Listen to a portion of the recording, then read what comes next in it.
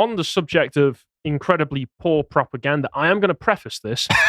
And it's your segment bad, is it? And say, no, I am going to preface this and say I was expecting Connor to be on this podcast with me, and so this segment is somewhat tailored for a nerd conversation between myself and Connor. I'm sorry, I've taken his place. Well, I mean, he's my nerd credentials aren't as strong as Connor's. It is what it is, and this is going to be. It's going to encompass some stuff that I'm sure that you both will be able to discuss with me. So let's see how we go, chaps, because the Connor has directly messaged me right now saying, "I am sorry." And you it's will not be. Good enough, Connor. You're not allowed to be unwell. You will be, Connor. No, get well soon. Yes, get well soon. So propaganda is becoming more and more obvious. The quality of propaganda, which has been pumped out by the regime over the past 10 or so years, is probably one of the reasons that you're watching us right now. If you came over on the initial wave of, hold up, everything I used to love is now terrible, you're probably watching us and you've probably gone a lot further than just going like, why are my comics, why are my movies, why are my games worse than they used to be? But it is important to still highlight that, yeah, they really do suck. But one of the things that we're starting to pass into is a new paradigm where not only are they terrible at propagandizing us, they're accidentally sending the entirely opposite message from what they should be. And I think a good example of this kind of counter-reading of recent films. Are you all right there, Josh? My microphone's broken, as in the stand. So now I've just got to hunch down like this. That's just lower your chair. Annoy John. All right. Sorry, John. Become a short. What I'm about to do. There we go. Bye, Josh. Yeah. It turns out you can actually interpret things. If you have a functioning mind of your own, you're allowed to make your own interpretations of films and other kinds of media. And on the subject of James O'Brien being very tired and doing a really poor job at gatekeeping other people's opinions, the left has become very poor and very tired at gatekeeping other people's opinions now because they just know it's bollocks. They just know it's bollocks. Barbie comes out, was supposed to be this big, progressive feminist film. Right-wingers all of a sudden turn around and say, OMG, Ken is literally me, and have quite a well-developed reading of the film that... Not naming any names, Connor. Yeah, not naming any names. Hey, that's not even Connor's video. This is Carl's video. Oh, yeah, of course. But, I mean, Barbie came out and everybody... And Carl. All people had to use was what was in the film to be able to turn it into a right-wing anti-feminist masterpiece, according to Carl and Connor. I've still not watched it because I'm not going to watch the Barbie film. I am in the same boat here. Yeah. I can't look myself in the mirror and call myself a man My and say testosterone levels are far too high to watch them. I'm too busy lifting weights. That's what's going on. And eating steak. Unironically, yes. But you can do this with other things. And speaking of low testosterone, Connor did force me to play Life is Strange. Poor Connor, we're being mean to him and he's not very well. That's because he's not here right now. He can't do anything. He's watching, though. And he made me play this game, Life is Strange, which is commonly understood as the Tumblerina game. But there is a reading that you can take of it, which is the exact opposite of what it was supposed to be. And even going back to the 90s, you have these films like we covered called like the classic Fight Club, which was supposed to be, I don't even know what it was supposed to be, if not the reading that the people took from it. It was meant to be a satire of masculinity, wasn't it? Yeah, but the obvious reading that you can take from it really is the one that Josh and I took, which is that it's actually quite sympathetic towards masculine disenfranchisement within modern society, especially that hyper-consumerist society that people were living in the late 90s.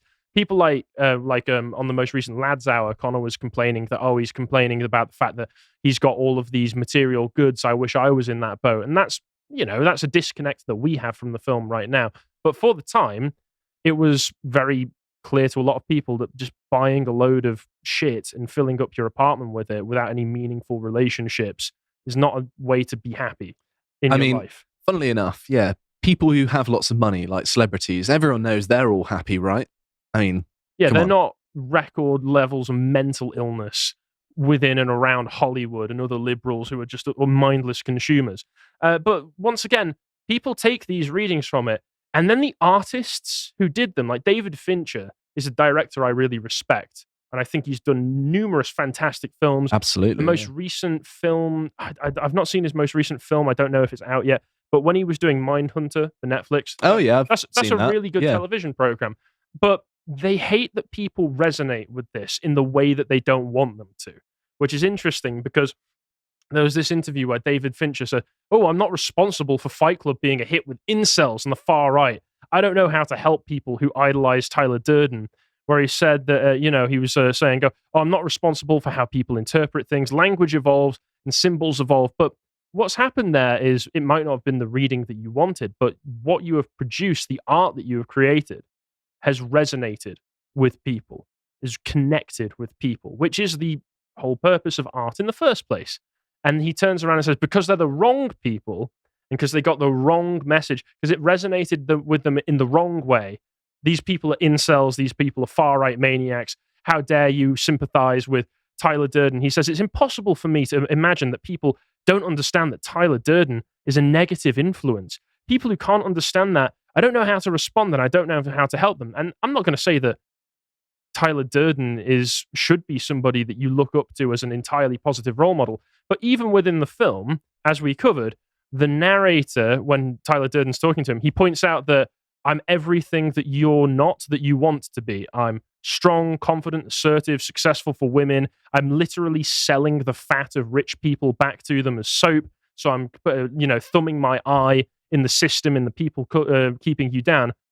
Why wouldn't that connect with people? Well, a lot of those sort of principles, virtues, behaviors appeal to masculinity, don't they? And of course, masculinity is not particularly popular. And although I don't agree with the sentiment of the film, either in our interpretation or the one in which the mainstream media asserts, you can have nice things and just not be really materialistic. You get the best of both worlds. There is a balance, as there is in many aspects of life. I think the unifying factor between a lot of these is that these filmmakers will present the audience with a nihilistic world in which nobody cares about anything and that everybody is miserable, nobody has ideals or values, and then they will present a character who has values, who has ideals, who stands for something, but then paint him in red and go, he's the bad guy. And be shocked when people see this pointless, meaningless, nihilistic world and go, no, I kind of like the guy who actually believes in something. Well, yeah, funnily enough, someone who has a solution to problems is seen more favorably than the problems themselves. I mean, who'd have thought? Yeah, I mean, even at the end of the film, whatever whatever you think of the ending, whether you think it makes sense that blowing up a single building is going to destroy the banking system, No. It seems to be clear that by the end of the film, the narrator, at the very least, has gone on a character arc and has in some way been improved, at least in the way that he sees his own life, through Tyler Durden's influence. Have you watched Fight Club, Callum? No. You should. It's actually a very good film. I really want to. I just never go around. Yeah, and this brings me to something that happened over the past few days, which is the most controversial Twitter post of all time was posted, which was Literature Devil. S.A. Rivera said, if you don't understand why Watchmen's Rorschach is beloved and the actual true hero of Watchmen, then you've missed the point of heroes. Now, this is where, Connor was supposed to be sat where you are. I have seen right the now. film, and Okay, I in that know case, who Rorschach is. Then not all is And lost. I also sit next to Connor in the office, and so I overhear his comic book sort of ways. His spiel. So I've kind of developed an understanding by proxy. There you go. So you've watched the Watchmen film. Did you notice anything about Rorschach that differentiated him from the rest of the characters in the film? He's based. Yes. Unironically, yeah. He believes in something. Most of the Watchmen story, as Alan Moore wrote it, is heroes, retired heroes who don't believe in anything anymore, suffering their interpersonal issues, complaining about things. One of them, Night Owl, one of his main subplots is literally that he's got ED and he feels really bad about himself because he can't get it up. Whereas Rorschach is a bit psychopathic, yes. He is a smelly, homeless weirdo, but he also goes around trying to solve murders, stand up for the friends that he's lost along the way, and at one point, very prominently in the story, murders a pedophile who got away with it. So Alan Moore writes this character and then is shocked, I tell you, when the only character who believes in anything or cares about anything or really does anything positive for the world is the one that people attach themselves to and resonates with people. You mean to say that people like other people who do things positive in the world? My goodness, this is... And I want to preface shock. this as well by saying that this is not a unique take. Most people who watch Watchmen come out of the other end saying that while I don't agree with everything to do with the character, that Rorschach was the hero of the story, so to speak, as much as you can be a hero in a nihilistic world like the one that Alan Moore painted. But then, for some reason, this rather innocuous normie take post, not to take anything away from Literature Devil, became a hot button topic. And you had loads of leftists coming out of the woodwork with, I'm going to be fair, really poor propaganda to throw back at him. And that propaganda, I include Alan Moore's words himself, the man who wrote this character. People kept showing this particular quote to him and one or two others. So let's read this. I wanted to make Rorschach as like, this is what Batman would be in the real world. I mean, Batman's supposed to be rich, so you kind of got it wrong straight away there. Rich homeless man. Yeah, rich billionaire hobo. He's got all the sandwich crusts. But I have forgotten that actually, to a lot of comic fans, smelling, not having a girlfriend, these are actually kind of heroic. Now, he does slightly win me back over with that sentence. It's a bit rich coming from him. I've seen how he looks. Yeah, if anybody, just look up Alan Moore and what he looks like, and if you want to see a man whose smell emanates from still images... Yeah, you need to... John, get up a picture of Alan Moore. So get the one of him wearing the Hammer and Sickle t-shirt for me, please, because that's Alan Moore. Yeah, here we go. He looks like Rasputin if Rasputin didn't shave. Yeah. Does this image have an odor? I say yes. It smells like stale sweat, yeah. Yeah, I think that Alan Moore, if he's going to say that... Oh, there it is. Yeah, there's the picture. Hammer and sickle. If Alan Moore is going to complain that some people smell, he's glass houses. That's all I'll say. But going back, I'll read the rest of this. So he says, so Rorschach became the most popular character in Watchmen. Once again, someone horrified that a piece of art that they created connected and resonated with people. Oh, so horrible if it's the wrong people and the wrong message. I made him to be a bad example, but I have people come up to me in the street and saying, I am Rorschach. That is my story. And I'd be thinking, yeah, great. Could you just keep away from me, never come anywhere near me again as long as I live? And that was the one that supposedly absolutely destroys Literature Devil's take on this, despite the fact that, he wrote it and he may have intended one thing, but it is in fact possible to intend one thing and to accidentally write a completely different story, or a story that you can interpret different ways. For instance, Alan Moore may not have noticed, but he did title the character Rorschach. So it's something that you look at and is very subjective in your interpretation. Yes, but Alan Moore thinks that you're wrong to have your own interpretation of the character of Rorschach. And this isn't the first time he said this. He's constantly, ever since the comics came out, been complaining that people have been taking the wrong message from Rorschach. We had some black guy who I'm familiar with post, the amount of chuds that find Rorschach admirable is sad, but not surprising.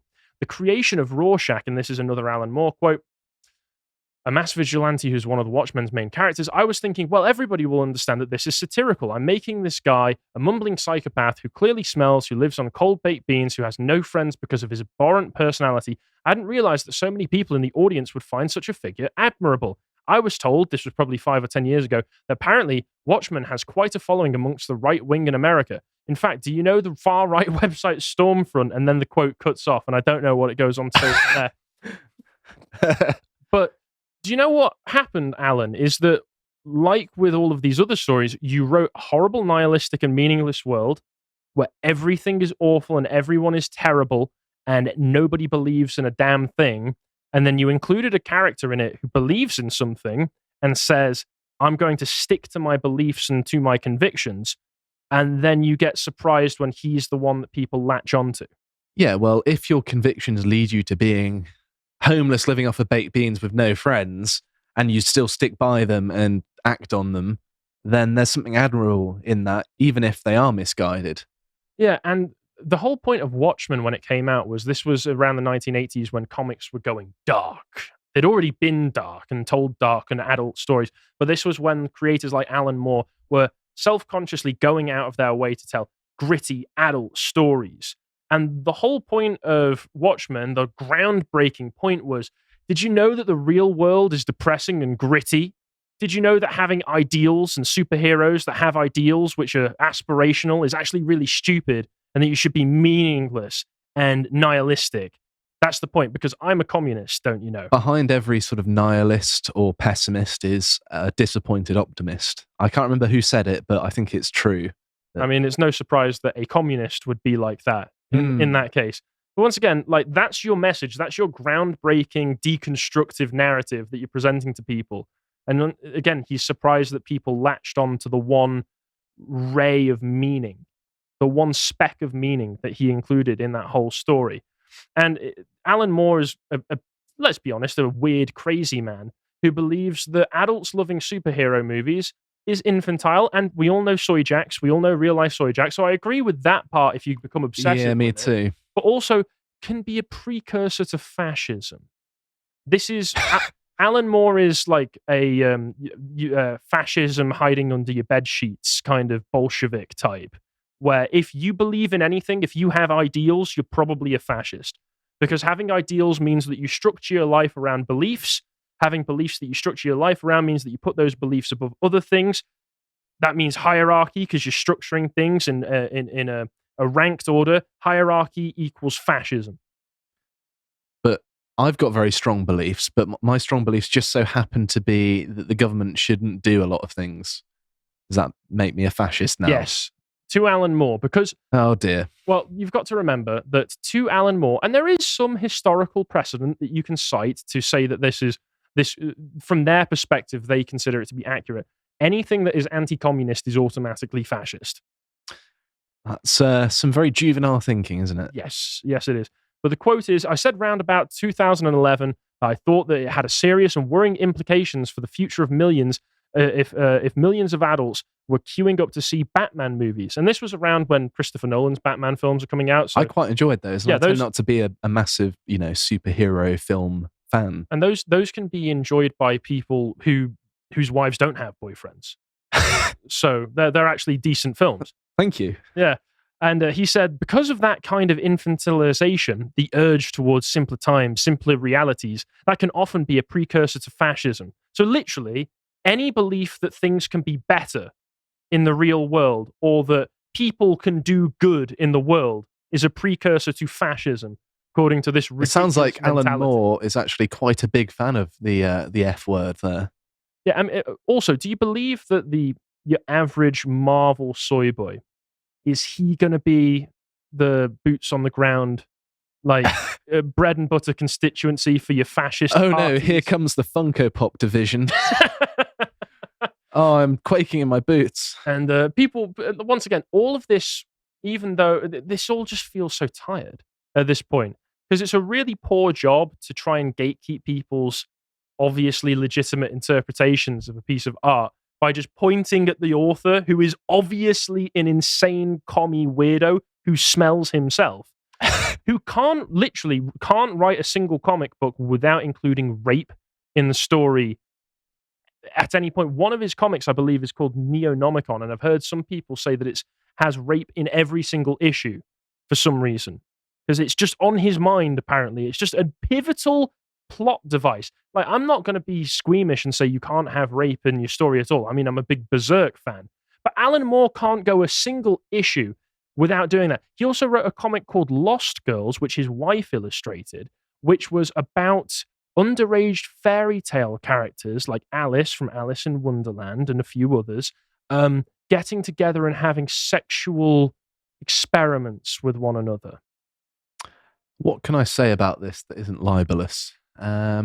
Probably best not to. Nothing that nobody else hasn't already suggested. Okay. Let's just say that. So loads of people are screeching saying, no, you're not allowed to like Rorschach by pointing to the opinions of this man. Sorry, it's not going to work. It turns out, in fact, you can have any sort of right-wing interpretation of any piece of art, and you don't have to listen to the author, and it's completely free. You don't have to pay anyone to do it. You can post it on Twitter and get millions of views doing so. I have 20 interpretations of art at home. They're totally free. Exactly. And people like Razorfist came out and did a good point, which was the reason that Rorschach was a good character is because he wasn't actually Alan Moore's character in the first place. He based him off of Mr. A, who was written by Steve Ditko, who was, one, the artist who was the original illustrator of Spider-Man, and two, an objectivist. And whether you have issues with objectivism as a philosophy or not, it's a philosophy that believes there is such a thing as good and evil. And he was supposed to be a satirical take on this character. Some also say that he was based on The Question, which was a Charlton character, and Watchmen was broadly based on these Charlton characters that DC had just got the rights to. But according to Razorfist, it's Mr. A. Either way, Steve Ditko was involved in both of them. They were both characters with a definitive sense of what is right and wrong in the world.